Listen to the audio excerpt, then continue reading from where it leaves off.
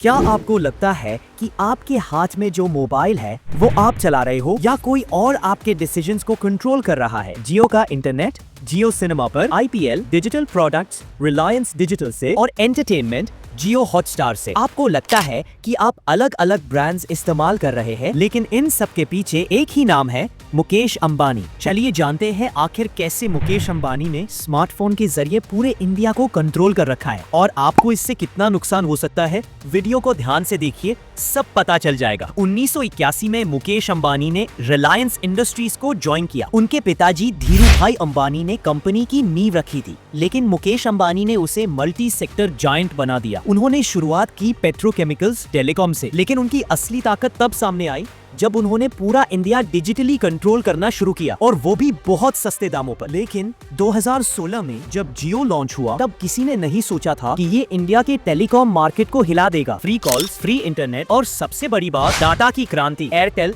Vodafone, idea सब हिल गए। जियो के आने के बाद कई कंपनियां बंद हो गईं या मर्ज करनी पड़ी, लेकिन ये सिर्फ टेलीकॉम नहीं था, ये एक इकोसिस्टम की शुरुआत थी। जियो ने सिर्फ कॉलिंग और इंटरनेट नहीं दिया, उसने इंडिया को डिजिटल किया। अब आप सोच रहे हो इंटरनेट है, एंटरटेनमेंट है, अब क्या? तो जवाब है आपके मोबाइल, लैपटॉप, कैमरा, टीवी, सब रिलायंस डिजिटल से। रिलायंस डिजिटल देश भर में इलेक्ट्रॉनिक्स का सबसे बड़ा रिटेल नेटवर्क बन चुका है, और सबसे खास बात, यहाँ सारे ब्रांड्स रिलायंस के टर्म्स पर बिकते हैं, चाहे वो सैमसंग हो या एप्पल। अंबानी एम्पायर की खूबी यही है, जो चीजें वो खुद नहीं बनाते, उन्हें अपने नेटवर्क में समेट लेते हैं। अंबानी सिर्फ टेक और टेलीकॉम तक नहीं रुके, उन्होंने सोचा कोका कोला और पेप्सी से भी टक्कर ली जा सकती है, और उन्होंने खरीद लिया कैंपा कोला का ब्रांड। अब देखिए, छोटे शहरों में कैंपा कोला अग्रेसिवली लॉन्च की गई। बिग बाजार जैसे नेटवर्क जो पहले फ्यूचर ग्रुप के थे, अब रिलायंस के हैं, और वही कैंपा कोला प्रोमिनेंटली रखी जाती है। मतलब डिस्ट्रीब्यूशन से लेकर ब्रांडिंग तक सारा कंट्रोल रिलायंस के पास। रिलायंस का सबसे पुराना और मजबूत सेक्टर पेट्रोलियम। जामनगर रिफाइनरी दुनिया की सबसे बड़ी रिफाइनरी में से एक है। अंबानी का कंट्रोल पेट्रोल,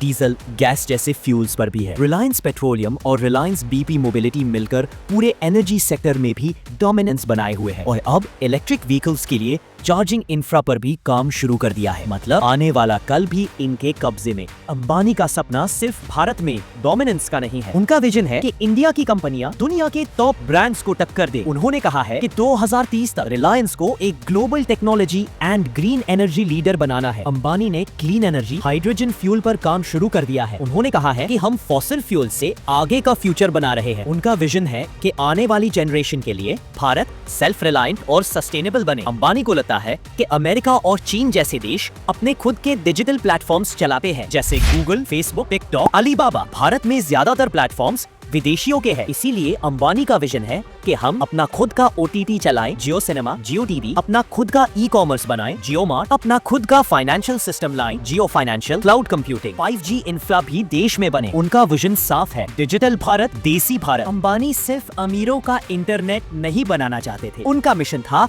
गरीब से गरीब आदमी भी मोबाइल से जुड़ जाए। इसलिए उन्होंने 0 रुपए वाले जियो फोन लॉन्च किए, सस्ते 4G डेटा पैक्स बनाए, डिजिटल लिटरेसी प्रोग्राम्स चलाए। ये विजनरी सोच ने पूरे भारत को ऑनलाइन कर दिया। अंबानी का विजन सिर्फ पैसा कमाने का नहीं, बल्कि इंडिया को एम्पावर करने का है। जियो प्लेटफॉर्म्स में उन्होंने हजारों स्टार्टअप्स को इन्वेस्ट करने का मौका दिया। फेसबुक और गूगल जैसी कंपनियों को भारत लाकर निवेश करवाया, करोड़ ऑफ जॉब्स क्रिएट की। उनका मानना है कि टेक्नोलॉजी से ही भारत को ग्लोबल लीडर बनाया जा सकता है। अंबानी का एक ही विजन है, हर भारतीय परिवार में रिलायंस का प्रोडक्ट हो। आपके फोन में जियो, आपके टीवी पर जियो सिनेमा या हॉटस्टार, आपके फ्रिज में कांपा, आपके इलेक्ट्रॉनिक्स रिलायंस डिजिटल से, और आपकी गाड़ी में फ्यूल रिलायंस पेट्रोलियम का। यहाँ तक कि उन्होंने ज़ूडियो जैसे फैशन ब्रांड से ज़ारा और H&M को टक्कर देने की भी तैयारी कर ली है। अंबानी सिर्फ पैसे नहीं कमा रहे, वो हैबिट्स बना रहे हैं। अब यहाँ एक सवाल उठता है, क्या ये सब इंडिया के लिए ठीक है? एक तरफ अंबानी इंडिया को ग्लोबल लेवल पर ले जा रहे हैं, लाखों जॉब्स क्रिएट हो रही हैं, टेक और इनोवेशन में तेजी आई है, लेकिन दूसरी तरफ कंपटीशन खत्म हो रहा है। मार्केट में सिर्फ एक प्लेयर होना खतरे की घंटी भी हो सकती है, और यही सबसे बड़ा डर है। क्या हम धीरे धीरे रिलायंस के गुलाम बनते जा रहे हैं? अंबानी एम्पायर सिर्फ एक कंपनी की कहानी नहीं है, ये एक एंटायर इकोसिस्टम है। आप सोचते हो कि आप ब्रांड चुन रहे हो, लेकिन सच्चाई ये है कि ब्रांड आपको चुन रहे हैं। अब आप बताइए, क्या आपको लगता है कि अंबानी की ये मोनोपोली इंडिया के लिए फायदेमंद है